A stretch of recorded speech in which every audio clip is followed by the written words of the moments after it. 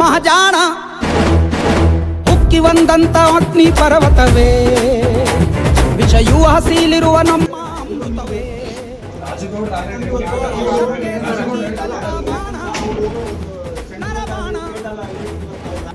ನಮಗಾಗಿ ದನಿಯ ಕೊಡಲು ಧಾವಿಸಿ ಬಂದ ಸಿಂಹ ನೀವು,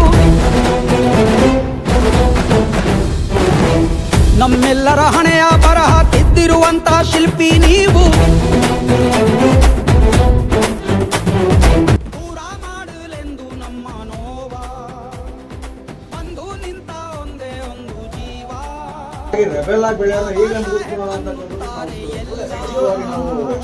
ನಿಮ್ಮ ಹಾಗೆ ಯಾರು